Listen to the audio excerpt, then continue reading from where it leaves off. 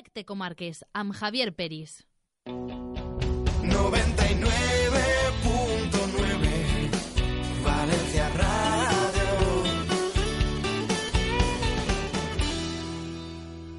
Aquí seguimos en Directe Comarques, ahora con Raúl Buigues al frente de los equipos técnicos super técnicos, con Paula Navarro, con Rosa Esteban y, como prometíamos, también ya con la concejal de Burxasot, Lluna Arias. ¿Qué tal? Buena vesprada. Buenas tardes, Lluna. Hola, bona vesprada, ¿qué tal? Muchas gracias por atender la llamada de la 99.9. Gracias a vosaltres. La verdad es que la excusa es que ya hace unas semanas nos llamó la atención unas actividades que se hacen en Burxasot para que la gente conozca la huerta de Burxasot. Aquí siempre estamos hablando que si la huerta de Alboraya y que si los problemas de la huerta de Alboraya, que si Alboraya, y estamos un poco ya... y claro, es que hay más municipios con huerta. Lo que pasa es que no asociábamos una ciudad tan populosa, tan enorme. Son casi 40.000 habitantes lo que tiene Burxasot. O sea, y pensamos, bueno, pues que es un municipio más, que está aquí cerquita de Valencia y tal, ¿no? Y que tiene su huerta y que tiene un valor. Pero es que además, Paula Navarro, que es la persona de los datos aquí de esta casa, de este programa, nos ha dicho ahora fuera de micrófono algo que antes había amagat aquí als oients, ¿no? Cuéntanos, Paula. Que avui se commemora el 25 anys de la mort de Vicent Andrés Estellés. Efectivament. Va ser avui mateix, sí? Va ser avui. Sí. Anda. Avui fa 25 anys que el van perdre. Aleshores, com anem a parlar de les rutes, pues jo sé que tenia així apuntat que n'hi ha una ruta que és huerta a través d'Estellés i dic, pues ara aprofite quan parlem en Lluna i se'l preguntem. Molt bé. Pues sí, efectivament tenim una de les rutes temàtiques que tenim per l'horta de Burxasot. Gastem o s'aprofitem un poc de la figura d'Estellés, del gran poeta de Burxasot, per a, d'alguna manera, pues, passejar no només per l'horta, sinó també per els seus poemes relacionats amb l'horta.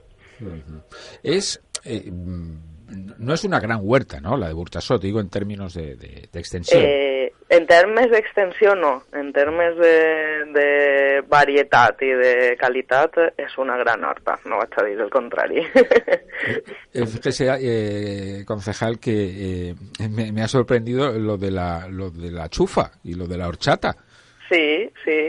Pues sí, efectivament, nosaltres tenim diversos camps en el terme de Burxasot en els que se planta xufa, però no només d'ara, vull dir, és algo que ve de fa molts anys, és algo tradicional, un conreu tradicional, no només en Burxasot, sinó efectivament en tota l'Horta Nord, i és gràcies a aquestes xufes que Alboraya també té horchata, perquè només amb les xufes que produeix Alboraya no podríem tindre tanta horchata com consumim. O sigui que som la resta de pobles del voltant també els que d'alguna manera abastim a ese sector de producció d'horchata. Pues mira, creo que esto es poco conocido. Me alegra que haya salido el asunto. Le habla Rosa Esteban.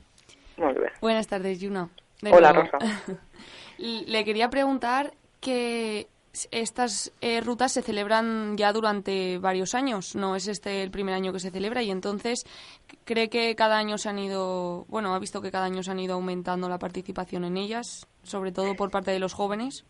Sí, la veritat és que des d'un principi, des que començàvem fa uns anys a ofertar-les, sempre ha sigut una activitat prou demandada, val? O sigui, la veritat que mai hem tingut problemes per a cobrir les places, però sí que és de veres que conforme se va corregant la veu, la gent se va enterant de que això existeix, pues anem arribant a més públic, fins i tot públic de fora de Burxasot, i això fa que quan traguem la publicitat no tardem ni 2 o 3 dies en tindre totes les places cobertes.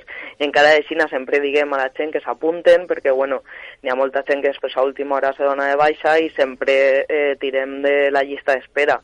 Aleshores, és algo que encara així sempre diguem a la gent que s'apunte, encara que estiguen les places ocupades, i sí, s'ha notat moltíssim al llarg d'estos anys, gràcies també a mitjans com el vostre, que fan difusió d'aquesta activitat, pues arribem a molta més gent. Además de Chufa y horchata, tenemos también otra ruta, es que lo planteáis muy bien, por eso se apunta la gente, que se llama Huerta y Vino, con una cata de 2 vinos valencianos elaborados con variedades que se cultivan en la huerta de Valencia, ¿no? Son 2 rutas, correcte. Además, ¿no? Se repite esta ruta. Sí, va, a veure, el que fem és dins del calendari de rutes per l'horta, val? Intentem que cadascuna d'elles siga temàtica, tot i que cadascun dels temes se repeteix en cada cicle de les rutes, d'acord? En este cas, en este cicle de rutes, tenim 2 edicions de horta i vi, i la veritat és que jo és una ruta que sempre recomane. A mi, a veure, no vaig a dir que és la que més m'agrada, però una de les que més segurament sí, perquè clar, si la xufa ja és desconeguda a lo millor en l'horta de Burjassot, imagina't el que és la vinya, no? Sí. I el vi. Aleshores és molt interessant perquè, bueno, coneixes una part de l'horta que nosaltres per edat o jo o la meva generació no hem conegut, que és el conreu de les vinyes en l'horta, i ha existit, val? I de fet, gràcies a que ha existit, pues, tenim literatura al voltant de les vinyes que hi havia a l'horta i bueno, mostres de que era algo important per a l'economia d'esta comarca. Aleshores, a mi em pareix molt interessant per el contingut, però clar, a més té l'al·licient de que després pues, és molt xulo enmig de l'horta, enmig d'un camp de taronxers, poder degustar 2 vins valencians que he de dir que sempre están molt ben triats, además. Y a continuación pasas una encuesta de satisfacción de esas que se hacen y arrasas. Sí, normalment no ho fem, però la veritat és que hauríem de fer-ho perquè segur que sería una valoración muy positiva. Me has hecho recordar, efectivamente, en mi infancia, campos de viñas, yo soy de Torrent, sí. Campos de viñas ahí en el término de Torrent, pero muchas viñas y muy grandes, y como ahora, efectivamente, son naranjos o chalets, una de las 2 cosas, son naranjos o chalets, pero había mucha viña en l'horta, És curioso. Exacte. Sí, fou una activitat econòmica molt important en el seu moment. Aleshores, pues, bueno, no ho he comentat, però clar, un dels objectius de les rutes per l'horta d'alguna manera és apropar a la ciutadania a l'horta. No sé si conegueu Burjassot, però sabeu que entre el municipi i l'horta passa les vies del tren, del metro, que a més encara no estan soterrades, esperem que pront ho estiguen, però això ha fet d'alguna manera que el poble i l'horta al llarg dels anys perderen la connexió.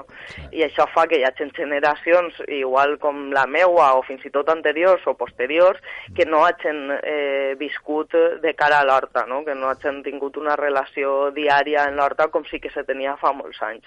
Aleshores, creguem que és important que la ciutadania ho conega, allò que no coneixes per a tu doncs no existeix, i si no existeix no ho respectes i no ho valores, i per altra banda, a banda d'aquest objectiu, en les rutes per l'horta també tenim l'objectiu de lo que parlàvem ara, no? Dels continguts, de poder recuperar coneixements de l'horta que s'han anat perdent, com per exemple lo de les vinyes. Probablement a una persona de 20 i pocs anys li preguntes per el tema de les vinyes i no se podria ni imaginar que Torrent en algun dia tingui moltes vinyes al voltant. Enseguida dicen, bueno, pues Requena Utiel, ¿no? Por ejemplo, ¿no? Correcte. Tienes razón. Le habla Paloma Navarro. Jo en tinc 2 preguntetes molt curtetes. La primera és, qui pot anar al recorregut de l'horta i si és de forma gratuïta o tenim que pagar? Això és el primer. I, bueno, això és la primera. Ja després te pregunte l'altra. Conteste. Perfecte. A veure, qui pot anar? Pot anar qualsevol persona que estigui interessada en conèixer l'horta i en saber un poc més de tot això. No se demana cap requisit. Clar, evidentment és un espai com és l'horta que no està adaptat, per tant, igual l'únic que podria dir és que si n'hi ha una persona amb mobilitat reduïda que ho comente a l'hora de fer la inscripció per a intentar d'alguna manera i aquest dia concret que el guia poguera adaptar el recorregut a la seva condició. Fora d'això, les rutes són gratuïtes, per tant, pues, qualsevol persona que estigui interessada i que tingui el dia lliure. I la segona pregunta, més que una pregunta... Bueno, sí, una pregunta. Sí. Antes Javier parlava de que Andrés Campos, que és un regidor de Torrent, és un superregidor, perquè du diferents àrees. Però és que tu, Lluna, a més, és regidora de Benestar Social, d'Igualtat, de Desenvolupament Local, de Medi Ambient, portaveu de Compromís en Burxassot i, a més, responsable nacional d'Igualtat en el bloc. Sí. I damunt dona classes en la facultat com a professora associada. Que ja sabeu com està el tema, també. T'han apujat el sou? Pues sí, sembla ser que no sé si són 30 euros al mes, una cosa així, però sí. Bueno. I la pregunta és com dur tot això, tot alhora? Pues la veritat se du pues, amb molta voluntat i una agenda absolutament quadriculada. Vull dir, jo fins i tot a nivell familiar, quan me pregunten podem quedar a dinar el dia no sé què, tinc que treure el Google Calendar, que és el meu fidel amic des de fa uns anys, i m'he de cenyir un poc pues, a totes les responsabilitats que tinc. No és impossible, val? De fet, bueno, la mostra, l'home que m'heu comentat, Andrés, que m'heu dit, de Torrent, i jo mateixa. No és impossible, és possible i tenint uns bons tècnics, perquè això no ho hem d'oblidar, vull dir, les rutes per l'Horta no les ideé jo, no les organitzo jo, no les difonc jo, val? Jo d'alguna manera estic ahí per a recolzar, no? I per a donar la cara per les projectes que se fan, però tenint uns bons tècnics, una agenda un poc quadriculada i sabent que la teva vida passa per el Google Calendar, pues és possible. Pues... Te lleves algunes hores de son, això sí, pero bueno, tret d'això se va fent.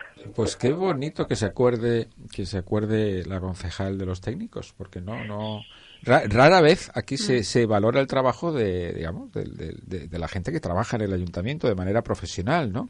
Pues jo he de dir que sóc fan de fer reconeixement públic als tècnics que treballen amb mi, entre altres coses perquè jo sempre he sigut fidel defensora o gran defensora del treball en equip i en aquest moment, en altres moments de la meva vida, pues, aquest equip està format per altres persones, per altres responsabilitats, però avui per avui el meu equip de treball són els meus tècnics i sóc jo. Per tant, crec que no és honest per part dels polítics que ens apuntem més medalles de les que toquen. Jo tindré part de la responsabilitat, evidentment, però la gran responsabilitat i la gran tasca la fan els tècnics. Bueno, aunque el Google Calendar debe estar a punto ya de emitir una alarma, yo quisiera preguntarle también por otra cosa que me ha llamado la atención de Burxassot. Esto, una ruta de observación ornitológica. Sí, pues mira, m'alegre que me tragues el tema, perquè la veritat és que és una molt xula i segurament la que més crida l'atenció a les persones que no han estat mai en contacte en observacions ornitològiques, que són la gran majoria de la societat, per no dir tota. Sí, això naix d'un primer contacte en la Societat Valenciana d'Ornitologia, que tenen la seu així en Burxassot, i ens vam reunir buscant de quina manera la regidoria de Medi Ambient i la Societat Valenciana d'Ornitologia podíem encetar algun projecte junts perquè pensàvem que podíem aportar-nos molt els uns als altres. Ells van proposar, dins de les rutes per l'Horta que ja estàvem organitzant, que podia ser un bon espai per a fer aquestes observacions que ells fan.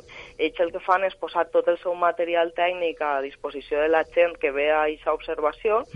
Això és molt important perquè per molt que nosaltres tinguem llargavistes no tenen res que veure la qualitat dels que ells tenen, clar, la definició d'ells és enorme i ells posen tot aquest material a disposició d'aquestes persones a banda de, evidentment, tot el que saben moltíssim. Val? I està molt bé perquè des de que començàrem, que no sabíem ben bé què ens trobaríem observant en l'Horta, avui per avui podem dir que en una sola observació se poden veure fins i tot més de 30 espècies segons l'època de l'any. Fíjate.